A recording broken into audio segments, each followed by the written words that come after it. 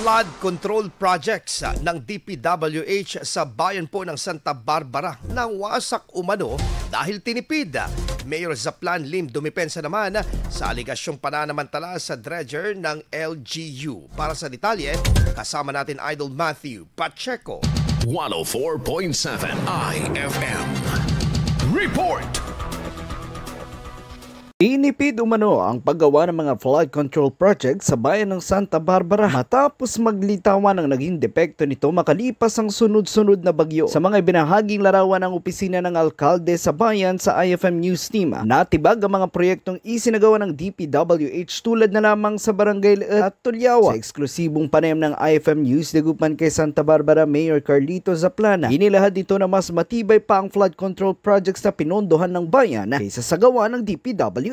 Siyempre may mga tao in general nagbabantay sa mga trabaho. Saka hindi namin talaga titipirin. Gaano ka haba po? Paano naman titipirin sa DPWH? Mahirap na magsalita. Alam niyo na siguro ang patakaran nila, yung lakaran nila. Na alos dun sa, kung halimbawa 100 million na trabaho, baka 40% lang yung i-implement. Dahil dito, isusumbong niya umano ito sa kinauukulan upang mabigyang pansin ang mga umano'y substandard na pagkakagawa. Kinukumpara nila yung trabaho ng LGU at saka yung trabaho ng DPWH. Lahat ng ginawa ng DPWH ito, giba.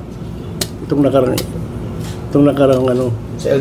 Inaw naman ng alkalde ang isyong ipinupukol sa kanya dahil sa umano'y paggamit niya ng dredger na pagmamayari ng munisipyo para sa kanyang personal na pakinabangan. Kung pribado ang sinasabi nila may sarili akong bako 10, bakit ko gagamitin yung ng bako ng ano? At saka never ako nangontrata ng slope protection dito. Umupo sila dyan sa DPWH, never tanongin yung DPWH, wala akong kontrata dyan. Politika yan. Kasi gawain nila. Kung sila ang kakasuhan ko, nung sila ang nakaupo, ginamit na yan ang bako doon sa ginawang resort dyan sa Libago, 6 na buwan. Pinasita ko yun, sabi nila, pinaparin. Noong nakabalik ako mayor, tinanong ko ang treasurer, ni single centavo wala silang binigay.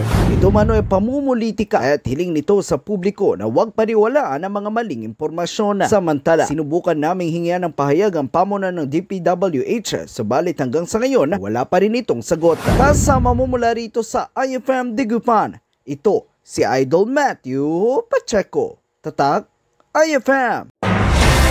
IFM News. IFM News. IFM News.